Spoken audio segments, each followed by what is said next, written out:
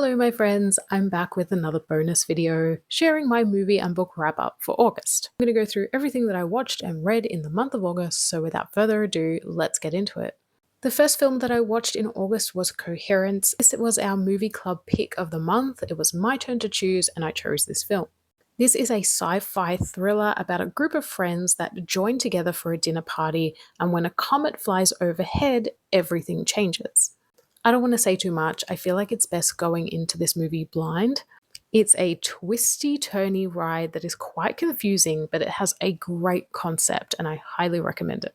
It's a low budget film that doesn't even have a script, and I think that's pretty impressive. I then watched The Ruins, which is a movie that I've been wanting to watch for the longest time. It's about a group of friends that go traveling in Mexico, I believe. They come across this forbidden temple that is filled with these flesh eating vines. And basically, it's a fight to stay alive. This movie is extremely gory. It's one of the goriest films I've ever seen. I've seen a lot of gore in my time, and this actually made me quite uncomfortable. I also found the lead character to be extremely obnoxious and annoying, and I kind of wanted her to die the entire time. This movie is based off the book, and I've heard the book is a lot better.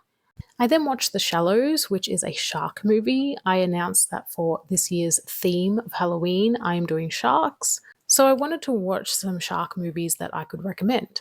And I do recommend this one. I think it was quite good. It follows Blake Lively's character who goes to a beach that her late mum used to love going to. And she basically goes there to honor her mother's memory. But it isn't long before she gets trapped on a rock and has to survive from a bloodthirsty shark, and she needs to get quite resourceful because that rock is quite small. This was a really thrilling movie. It was well paced. It's one of the better shark movies I've seen. I then went to see Weapons at the cinema, and oh my god, this movie is such a wild ride. If you've seen Barbarian, it's similar to that in that it tells multiple points of view and it doesn't go where you think it's going to go. As you can see, the plot of the film is actually on the poster. Literally, last night at 2:17 a.m., every child from Mrs. Gandy's class woke up, got out of bed, went downstairs, opened the front door, walked into the dark, and never came back. And when you figure out where they went, you'll be surprised. You won't see it coming.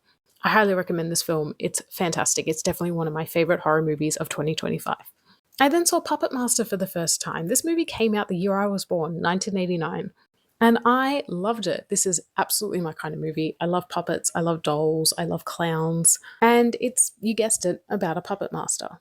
It's a little bit of a confusing plot, but basically, a whole bunch of psychics try to screw somebody over, and these puppets get their revenge. And this film went on to have many, many, many other films in the franchise.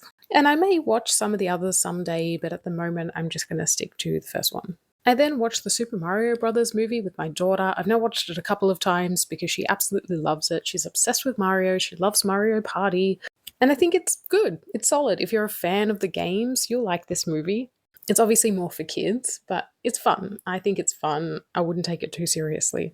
In terms of television shows, I just finished Drag Race France All Stars, and you guys know I've been making so many videos about it. This is my favorite season of Drag Race this year. France All Stars knocked it out of the park. This was perfect. And I love that it's showing up the US franchise because they really need to take some notes. And then last night, I finished watching Dear Viv, which is a tribute documentary to the late The Vivienne, our beloved drag queen who passed away this year at the age of 32. And I cried my eyes out. I don't think I'll ever be over Viv passing. She meant so much to me and so much to the drag community all over the world. It's a really touching tribute and look on her life with lots of love from her closest friends and family.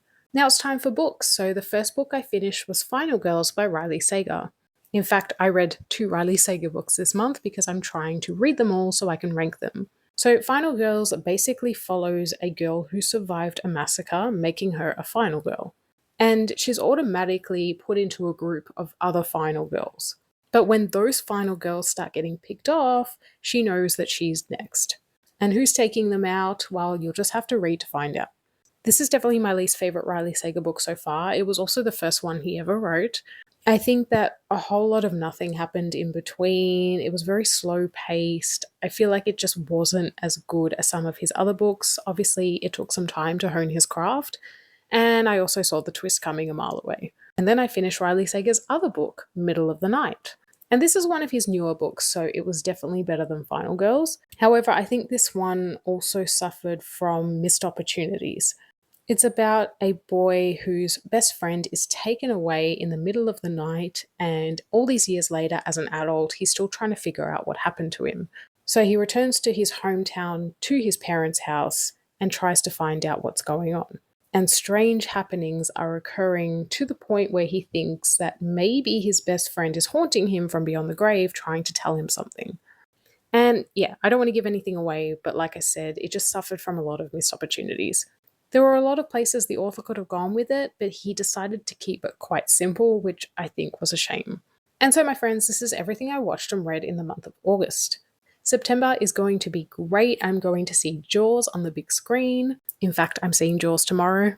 I'm going to see The Conjuring Last Rites, The Strangers Chapter 2, The Long Walk, and hopefully many other horror movies. So stay tuned, let me know what you watched and read in the month of August, and I'll be back very soon with another video.